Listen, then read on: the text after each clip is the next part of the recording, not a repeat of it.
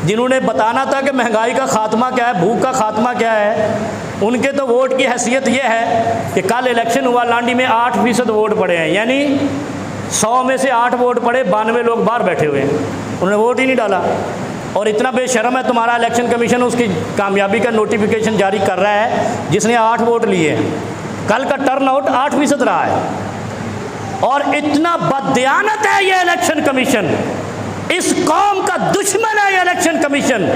जिस हलके में 50% से कम वोट पड़े उसका रिजल्ट अनाउंस नहीं होना चाहिए, इसलिए कि कौम तो बाहर बैठी है तेरे निज़ाम पे, बदइत्मीनान है, और तू 8 फोटो लेने वालों को कह रहा कामयाब हो गया।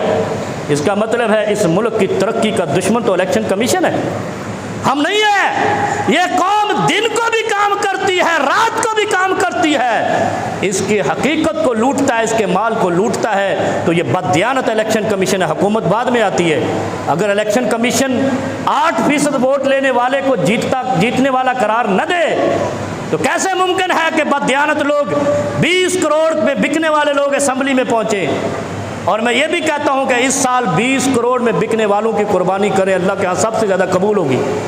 अब इसका मतलब ये नहीं लेना कि उनकी गर्दनें उतारें, इनके घरों के दरवाजे उखाड़ो, जैसे फारूक आजम ने अपने इराक के गवर्नर के घर का दरवाज़ा उखड़वा दिया था कि तूने इतना बड़ा दरवाज़ा लगाया है, मैंने तुझे कौम का खादिम बना के भेजा है। इराक का गवर्नर था साद इब्न अबी वक़ास, जलीलुल क़द्र सहाबी रसूल। आपके साबिक वज़ीर आज़म ने बायोमेट्रिक सिस्टम बनाया था इलेक्शन वोटिंग के लिए, जिसके बगैर आप अपने बच्चे को बायोमेट्रिक सिस्टम के अलावा आप केस भी दायर नहीं कर सकते, आप बर्थ सर्टिफिकेट नहीं बना सकते, आप बेफाम कोई भी काम नहीं आप कर सकते जब तक आपके पास बायोमेट्रिक ना हो जाए। लेकिन जब वोट डालना है तो कहते हैं बायोमेट्रिक सिस्टम सही नहीं, आने वालों ने कहा। और फिर उसके नतीजे में क्या होता है, आपके मुल्क में बैलेट पेपर चोरी होते हैं। कल के इलेक्शन ने बायोमेट्रिक सिस्टम और इसके सिस्टम की अय्यारी अयां कर दी कि क्यों बायोमेट्रिक सिस्टम इनको ज़ेब नहीं देता। इसलिए कि पाकिस्तान की तारीख़ है और काजी हुसैन अहमद रहमहुल्लाह और उससे पहले किबार उलमा ने कहा था पाकिस्तान में आवाम के वोट से हुकूमत नहीं आती, आज भी आवाम समझती है। और कल 100% ट्रू हो गया ये चीज़ कि कल बैलेट पेपर चोरी हुए, जिन्होंने चोरी किया उनकी कामयाबी का नोटिफिकेशन जारी हो गया। यही वजह थी बायोमेट्रिक सिस्टम ना बनाने की। और अगर बायोमेट्रिक सिस्टम बनाते, आपको मालूम है कल लांडी के इलेक्शन में 2-4 लोग कत्ल भी हो गए। क्यों कत्ल हुए? इसलिए कत्ल हुए कि तुम वोट इधर क्यों डाल रहे हो, इधर क्यों नहीं डाल रहे, तुमने ये चोरी क्यों किया डब्बा और ये बैलेट पेपर चोरी क्यों किया है। नबी अलैहिस्सलाम का फरमान सुन लें इनके लिए, उमिरतु अन उक़ातिल अन्नास, मुझे हुक्म दिया गया है कि मैं लड़ूं, नबी अलैहिस्सलाम कहते हैं। और हम पुरअमन कौम है, ये सबसे बड़ा धोखा है मुसलमानों को।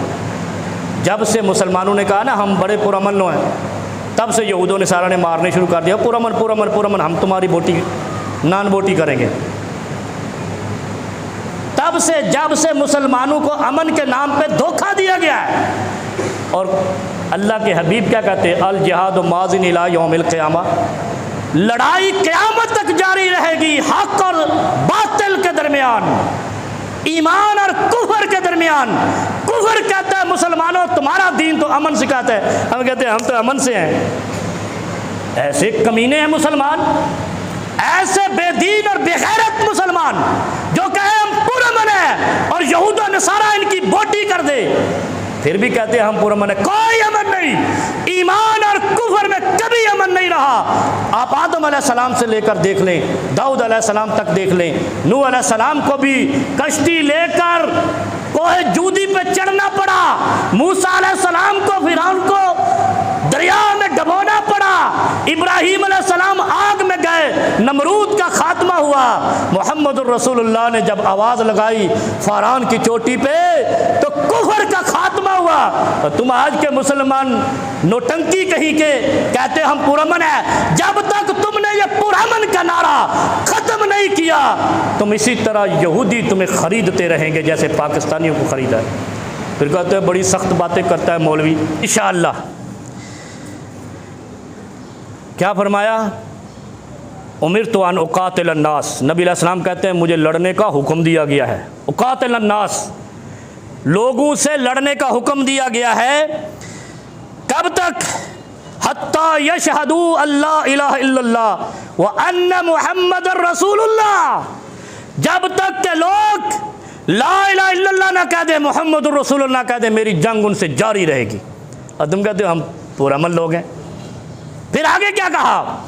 जब युकीमुस्सलाह व युतुज़ ज़कात, नमाज कायम कर दे, ज़कात अदा कर दे, तब तक मैं उनसे लड़ूंगा जब ये कायम करेंगे।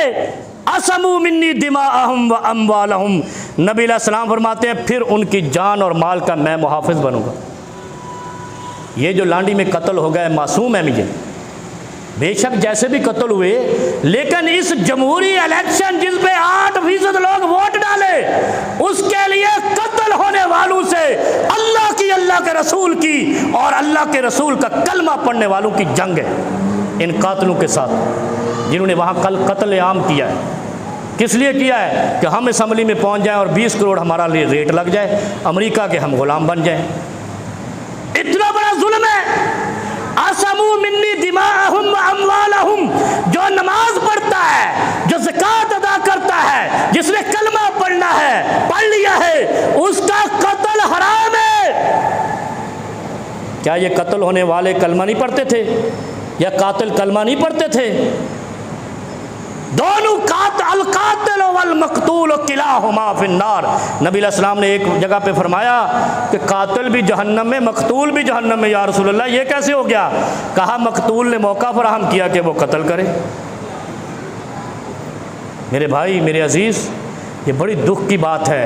इसीलिए बायोमेट्रिक सिस्टम हटाया गया है कि हम धौंस, इसका मतलब है एक बात तो आज क्लियर हो गई, आज सुन लो कि बायोमेट्रिक सिस्टम हटाने वाले गुंडे, बदमाश, रस्सागीर, पैदागीर, मुल्क को अपना होस्टेज करने वाले और मुल्क को दुश्मनान वतन के यहाँ बेचने वालों ने बायोमेट्रिक सिस्टम हटाया है। जो चाहता है कि इस मुल्क के कौम को हक हासिल हो कि वो असम्बली में किसको भेजना चाहते हैं, मजलिस शूरा में किसको भेजना चाहते हैं, वो शख्स लेकर आया था बायोमेट्रिक सिस्टम और गुंडों ने हटाया है, अमरीकी गुलामों ने हटाया है। और जो मर्जी तुमने करना है कर लो, तुम रियासत हो, हुक्मरान हो, तुम जनाब सिपाही भी रखते हो, फौज भी रखते हो, पुलिस भी रखते हो, लेकिन कल के इलेक्शन ने भांडा फोड़ दिया है कि तुम हक को गालिब नहीं आने देना चाहते, तुम इस कौम को, इस मुल्क का हिस्सेदार नहीं समझते हो।